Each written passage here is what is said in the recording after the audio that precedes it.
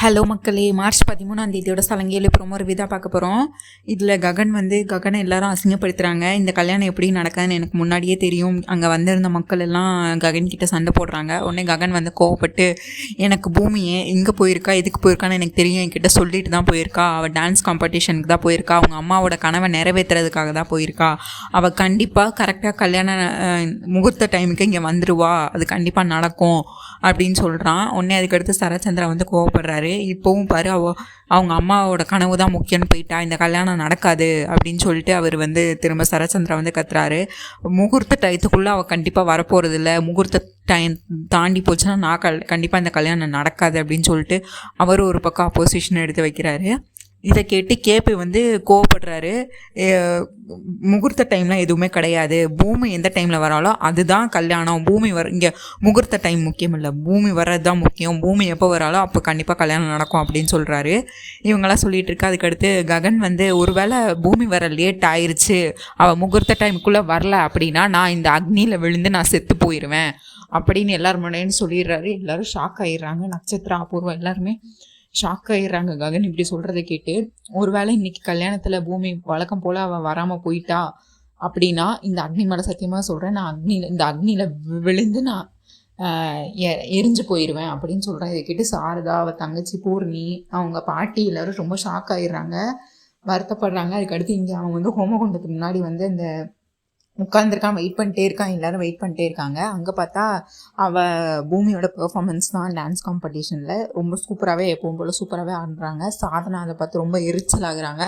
சாதனாவுக்கு பெரிய ஷாக், இவளுக்கு கல்யாணம் தானே ஆனால் இவங்க வந்து ஆடிட்டு இருக்கான்னு சொல்லிட்டு. ஆனால் பூமி ஃபேஸில் வந்து ஒரு பதட்டம் இருந்துகிட்டே இருக்குது, அந்த கல்யாணத்தை எப்படியாவது போயிடும் அப்படின்னு சொல்லிட்டு. அப்புறம் பார்த்தா அவங்க காம்படிஷனும் முடிஞ்சிருது.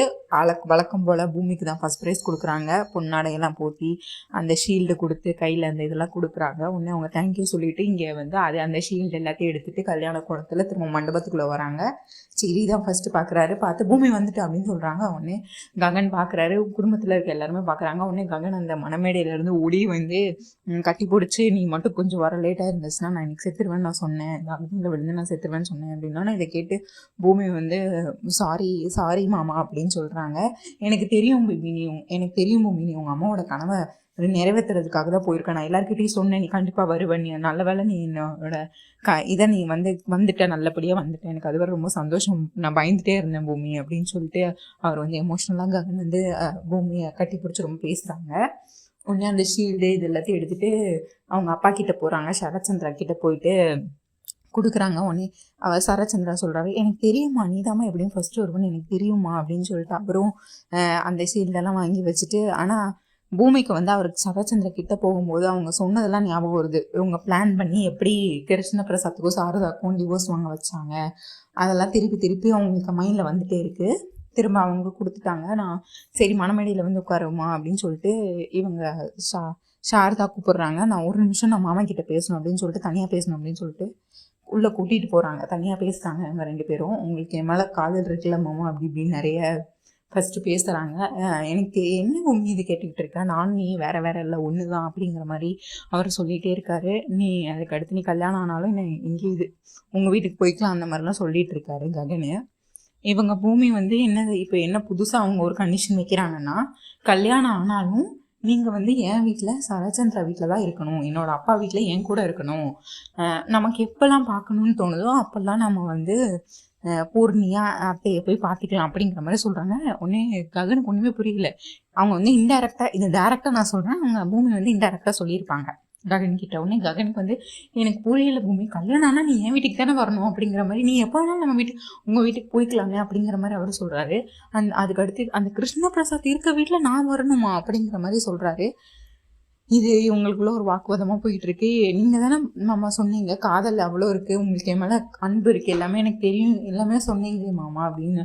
இப்போவும் நான் இதை கண்டிஷனாக கேட்கல, இது நான் உங்ககிட்ட கேட்க தான் செய்கிறேன் அப்படிங்கிற மாதிரி பூமி சொல்கிறாங்க. ஆனாலும் ககனுக்கு வந்து அது இது மனசு ஏற்றுக்கலை. அவர் வந்து அந்த கிருஷ்ண பிரசாத் இருக்க வீட்டில் நான் வந்து இருக்கணுமா அப்படின்ட்டு அவர் திரும்ப கோவப்படுறாரு. அதுக்கடுத்து கிருஷ்ண பிரசாத் இருக்க வீட்டில் நான் இருக்க மாட்டேன்னு சொல்கிறாரு அவர். அப்புறம் என்ன சொல்கிறாருன்னா, இப்போவும் உனக்கு பழைய மாதிரி நான் 2 ஆப்ஷன் கொடுக்குறேன் பூமி, நீ யாரை செலக்ட் பண்ணுவேன் அப்படின்னு கேட்குறாரு. ககனா இல்லை உங்கள் அப்பாவா அப்படின்னு சொல்லிட்டு ககன் கேட்குறாரு.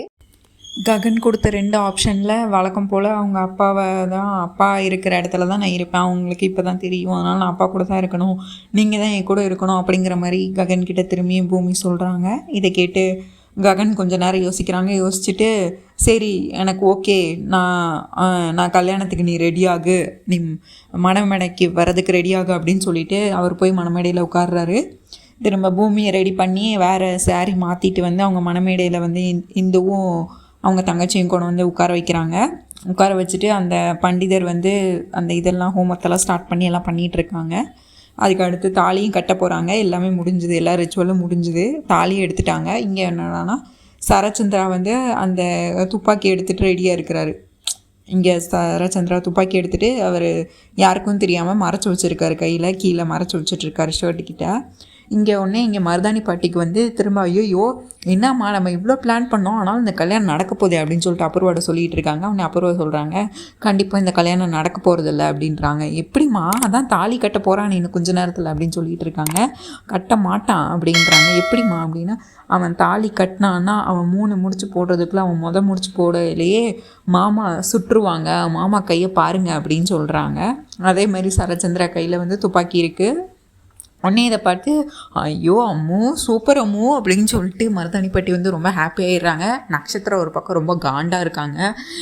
எல்லாமே முடிஞ்சு போச்சு, நான் தாலி மட்டும் தான் கட்டணும்னு சொல்லிட்டு அவங்க ஒரு பக்கம் காண்டாக இருக்காங்க. இங்கே மற்ற குடும்பத்தின இருக்கிறவங்க எல்லாருமே ரொம்ப ஹாப்பியாக இருக்காங்க. எப்படியோ ஒரு வழியாக எல்லாம் கடந்து வந்து இன்னும் ஒரு 5 நிமிஷத்தில் தாலி கட்ட போகிறாங்க அப்படின்னு சொல்லிட்டு தாலியை எடுத்து கொடுத்துட்றாரு பண்டிதர். உடனே அவங்க எந்திரிச்சு கட்டுறதுக்கு போகிறாரு. போயிட்டு கழுத்துக்கிட்ட வர கொண்டு போயிடுறாரு அவங்க. ஆனால் முடிச்சு போடும்போது அதை அப்படியே முடிச்சு போடாமல் திரும்ப யோசிச்சு பார்க்குறாங்க. ககனுக்கு வந்து அந்த யோசிச்சு பார்க்குறாரு. என்ன பூமி சொன்னது, நீ வந்து எங்கள் வீட்டில் எங்கள் அப்பா கூட தான் இருக்கணும், சரச்சந்திரா வீட்டில் தான் இருக்கணும்னு சொன்னதை அவருக்கு ககனுக்கு திரும்ப திரும்ப ஞாபகம் வருது. உடனே அவர் வந்து தாலி கட்டாமல் அப்படியே வெளியே அந்த மணமேடையை விட்டு முன்னாடி வந்துட்டு அந்த தாலியை கீழே போட்டுடுறாரு. திரும்ப கீழே போட்டுட்டு அந்த பூத்தட்டில் திரும்ப கீழே போட்டுடுறாரு. இந்த கல்யாணம் நடக்காது அப்படின்னு சொல்கிறாரு. எல்லோரும் ஷாக் ஆகிடுறாங்க. உடனே அதுக்கடுத்து சாரதா கேட்குறாங்க, உனக்கு என்ன பைத்தியமாடா, என்னடா பண்ணிகிட்டு இருக்க நீ அப்படின்னு சொல்லிட்டு எல்லோரும் ஷாக் ஆகி பார்க்குறாங்க. இவன் என் கல்யாணத்தை நிறுத்துறான் அப்படின்னு சொல்லிட்டு. நான் வந்து ரிவெஞ்ச் எடுக்க தான் இந்த மாதிரி பண்ணேன். நீ சின்ன வயசில் என் குடும்பத்தை என்கிட்ட இருந்து பிரிச்சல சரச்சந்திரா, அதுக்கு பழி டிட் ஃபார் டேட் ரிவெஞ்ச் தான் இது. இப்போ உன் பொண்ணுக்கும் இதே நிலமையை நான் ஏற்படுத்திட்டேன் அப்படிங்கிற மாதிரி திரும்ப சொல்கிறாரு. என்னமோ எல்லோரும் பேசுனீங்களே, எங்கள் குடும்பம் ராசி இல்லாத குடும்பம் அது இதுன்னு சொல்லிட்டு இப்போ பேசுங்க. ஏதோ கடைசி நிமிஷத்தில் தான் பூமிக்கு நல்ல யோசனை வந்திருக்கு, அதனால தான் இந்த கல்யாணம் விட்டுட்டு ஓடி போயிருக்கா அப்படின்னு நீங்கள் ஒரு ஆன்ட்டி சொன்னீங்களே, நீங்கள் ஒருத்தவங்க சொன்னீங்களே அப்படின்னு சொல்லிட்டு இதுக்கு முன்னாடி பேசின எல்லாத்தையும் ககன் கூப்பிட்டு கேட்டுக்கிட்டு இருக்கான்.